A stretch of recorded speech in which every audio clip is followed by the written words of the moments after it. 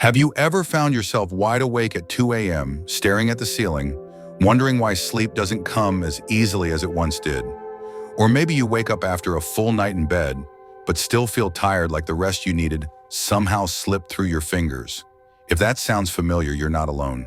For many people over 70, sleep begins to feel like a mystery, and the quiet frustration of restless nights becomes part of daily life. But what if the issue isn't how much sleep you're getting, but when you go to bed? There's a silent shift that happens deep inside the body as we age, one that few people talk about, but can affect everything from your memory and energy to your heart health and mood. And the most surprising part, a small change in your bedtime might hold the key to feeling clearer, calmer, and more refreshed every single day. In this video, we'll explore the science behind this change, what top researchers from places like Harvard and Mayo Clinic are now discovering, and the one simple adjustment that's transforming how older adults sleep and how they age.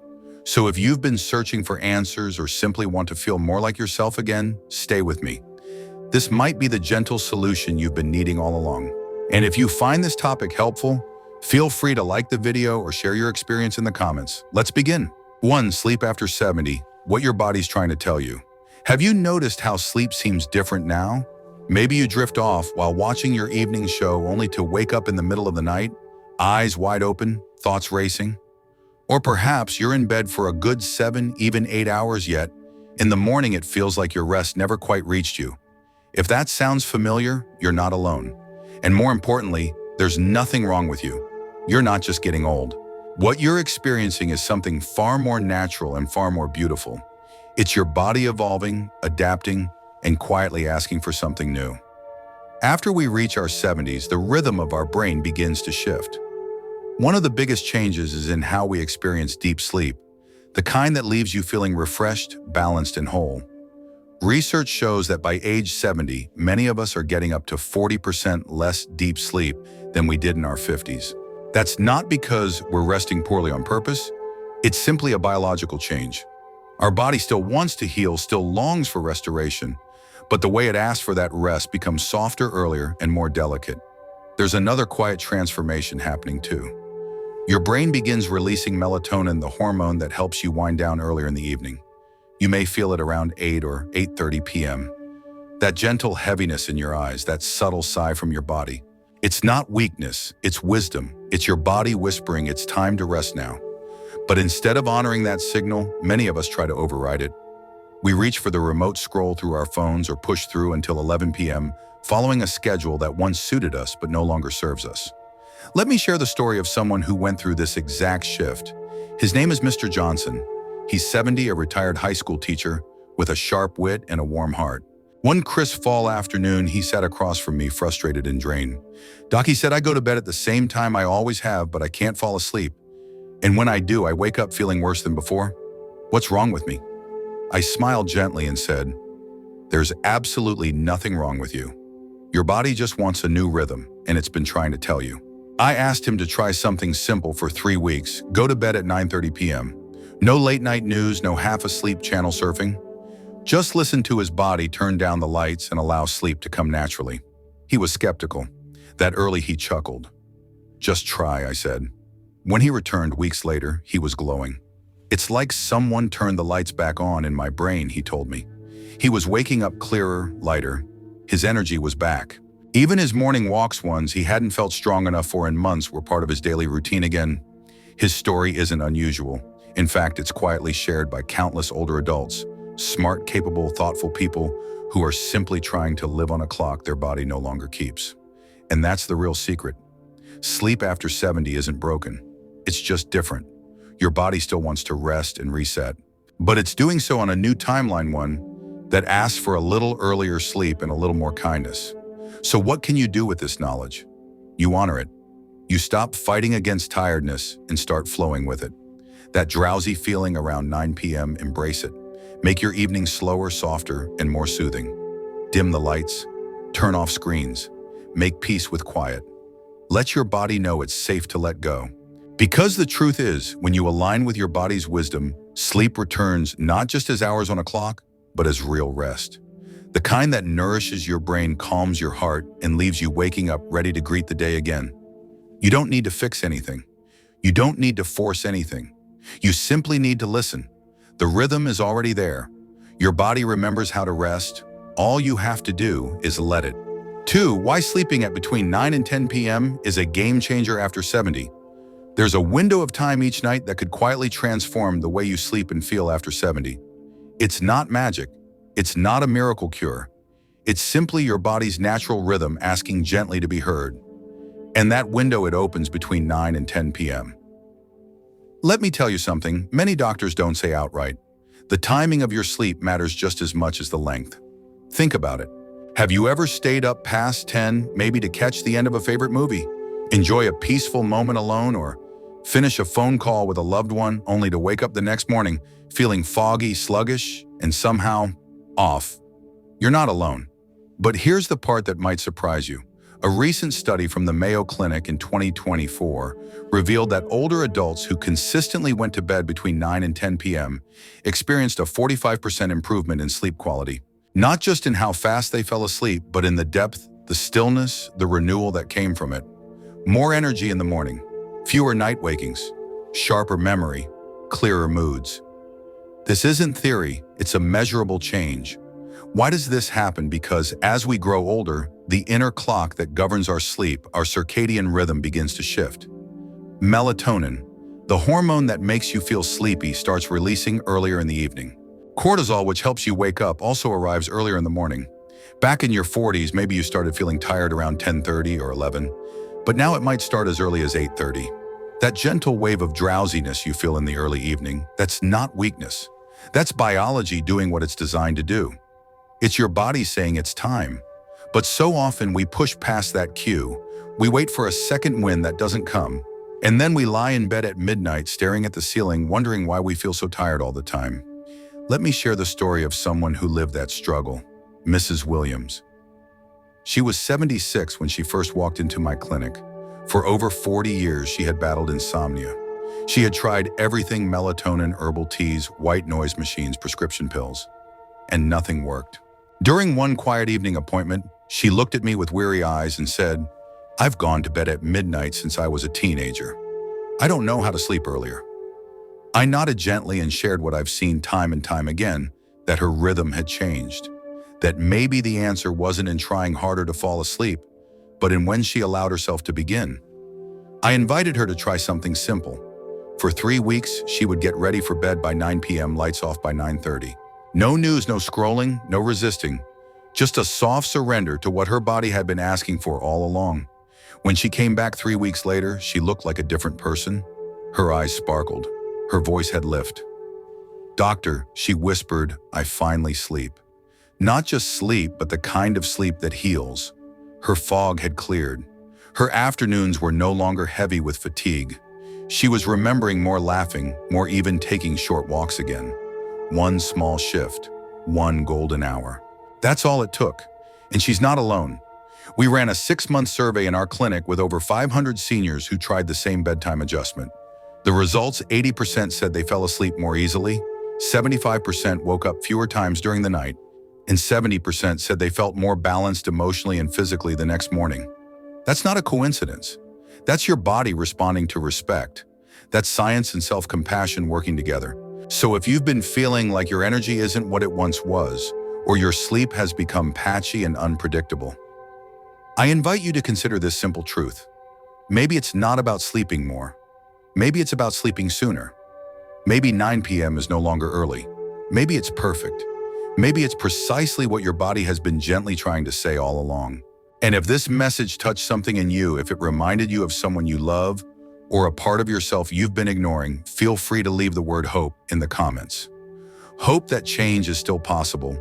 Hope that rest isn't a luxury, but a birthright. And hope that even now in this beautiful chapter of life, one simple shift could make all the difference. 3. How early sleep heals your heart, mind, and memory. After 70, when we think of sleep, it's easy to picture it as a pause, just a quiet time when the world shuts down for a few hours. But for those of us in our 60s, 70s, and beyond, sleep becomes something far deeper. It's not just rest, it's restoration. It's the quiet moment when your body, your heart, your brain, and your spirit begin to repair themselves in ways no medicine ever could. And the key isn't just getting sleep, It's when you sleep that makes all the difference. Let's start with your heart. That steady, faithful engine that has carried you through joy and sorrow for decades. In our clinic, we've followed the connection between sleep timing and cardiovascular health for years. And what we've found has been nothing short of remarkable. Older adults who consistently go to bed between 9 and 10 p.m. see on average a 45% reduction in heart-related issues. Yes, 45%. That's not a footnote, it's a breakthrough. Their blood pressure begins to balance. Episodes of irregular heartbeat decrease. Some even find themselves stepping down from medications with their doctor's guidance because their heart finally feels supported again. One gentleman said it best: "I didn't know how hard my heart had been working until it finally had a chance to rest." But your heart isn't the only one breathing a sigh of relief. Your memory, the precious vault where your life stories, names, and moments are kept, also responds to early sleep in ways that are quiet but profound. I'll never forget Mr. and Mrs. Thompson, a kind couple in their mid-70s who came to me out of concern. They weren't forgetting major things, just the little ones, where they placed the mail when they last called their granddaughter, or what they had for breakfast. They were afraid, not of aging, but of losing themselves. I gently encouraged them to try something simple, a 9:30 p.m. bedtime. Every night, no TV distractions, no emails, just a wind-down routine that honored their body's need to reset. 3 months later, their follow-up appointment felt like a reunion with clarity. Mrs. Thompson now remembered her daily medications without prompting. Mr. Thompson finished his morning crosswords again, smiling as he said, "It's like someone switched the lights back on." And science backs this up. During early sleep hours, your brain enters a deep cleaning phase, washing away toxins that have built up throughout the day, substances linked to forgetfulness and cognitive decline. In this window of rest, your mind is not just resting, it's rejuvenating. Then there's the emotional shift, one that's often invisible but deeply felt. In our most recent clinic survey, patients who adopted a consistent sleep routine from 9 to 10 p.m. reported a 58% decrease in feelings of anxiety and low mood. That's more than a statistic. That's someone waking up with less worry in their chest. That's someone stepping into their morning with a sense of ease instead of overwhelming. You see, the brain doesn't just store our thoughts, it also stores the weight of our feelings. And in the first few hours of sleep, it begins to release them. Stress, fear, emotional noise, all of it begins to soften. One woman described it beautifully. "It feels like my mind gets a warm bath every night now." And if you're someone living with diabetes or concerned about blood sugar, early sleep offers yet another gift. Several of our patients who adjusted their sleep to align with the golden hour noticed more stable overnight glucose levels. Some even began to lower their insulin dosages safely under their doctor's supervision because their body resting earlier was no longer in a constant state of stress. So if you've ever wondered, can something as simple as an earlier bedtime really change my health? Let me say this to you clearly: yes. Yes, it can. Sleep isn't something passive you fall into. It's one of the most active healing things your body does. And when you align your bedtime with your biology, not your habits from 20 years ago, you don't just sleep better, you live better. Sleep, when taken at the right time, becomes something sacred, a gift to your heart, a reset for your mind, a balm for your emotions, and a quiet protector of your body. You deserve that kind of healing. You've earned it. And the beauty is, it's never too late to begin. Tonight, perhaps you simply start by listening to that first wave of tiredness and honoring it like a gentle invitation home. 5 simple habits to restore deep sleep. After 70, by now we've explored how aging gently reshapes our relationship with sleep and why honoring the natural timing of that rest between 9 and 10 p.m. can be life-changing. But maybe you're still wondering, what else can I do to help my body truly rest? The good news is, you don't need complicated gadgets, fancy supplements, or hours of effort. What you need is consistency, thoughtfulness, a little grace. Over the years, I've shared the following 5 habits with countless patients, many of whom now sleep more deeply, wake more refreshed, and no longer dread the night. These simple shifts could do the same for you. 1. Sleep between 9 and 10 p.m., the golden hour of rest. If there's one thing to hold on to from everything we've talked about, let it be this: your body wants to rest earlier than it used to. That wave of tiredness you feel around 8:30. That's not your body slowing down in a bad way. It's your internal clock whispering that the time has come to rest. Going to bed between 9 and 10 p.m. aligns beautifully with your new hormonal rhythm. It supports melatonin production. It opens the door to deeper, more restorative sleep, the kind your heart, mind, and immune system all quietly crave. Think of it like catching the perfect wave in the ocean. When you move with it, not against it, sleep carries you in gently. 2. Avoid caffeine and heavy meals in the evening. One of the kindest things you can do for your body is to stop fueling it too close to bedtime. Most people don't realize that caffeine can linger in your system for up to 6 hours. That innocent cup of coffee at 3 p.m. or even a few squares of dark chocolate at 8 can quietly sabotage your rest. The same goes for heavy dinners. A big plate of pasta or a greasy meal may satisfy your hunger, but it keeps your digestion working long after your mind wants to unwind. Instead, finish dinner at least 3 hours before bed.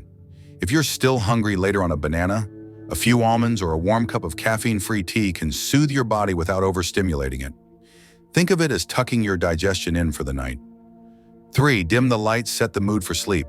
We often forget that our bodies are still wired like our ancestors. Back then, people followed the sun. Light meant action. Darkness meant rest. And although our modern world is filled with screens and bright bulbs, our brains haven't changed. When exposed to artificial light at night, especially the blue kind from phones, tablets, or LED lamps, our brain gets confused. It holds off on producing melatonin, thinking it's still daytime. But there's a simple fix. Around 7:30 or 8 p.m., begin dimming the lights. Use a soft lamp with a warm-toned bulb. Light a candle. Let your environment slowly prepare your body for what's coming. Stillness. You'll be amazed at how your eyelids respond gently without resistance. 4. Create a calming, wind-down routine.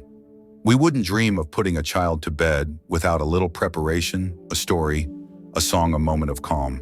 So why do we expect ourselves to go straight from chores, emails, or the nightly news into restful sleep? Your body, like a child, needs to feel safe and soothed before it can let go. About 20 to 30 minutes before bed, begin your personal ritual. Maybe it's reading a few pages of a book, listening to soft music, doing a bit of light stretching, or simply sitting quietly in your favorite chair with a blanket and your thoughts. This is your time to exhale. Avoid anything that brings tension, like checking the news, running through your to-do list, or having heavy conversations. Let this be a moment of transition, not stimulation. You're saying to yourself, it's okay now. You've done enough today. You can rest. 5. Step away from the screen. Return to stillness. This may be the hardest habit to shift, but it's also one of the most rewarding. Try putting down your phone, tablet, or remote at least 30 to 60 minutes before bed. Not only does the blue light from screens interfere with melatonin, but the content, whether it's news, emails, or social media, keeps your mind racing. It stirs up emotions, to-do lists, comparisons, and worries. Instead, give yourself permission to disengage. Let your evening be quiet. Let it be yours.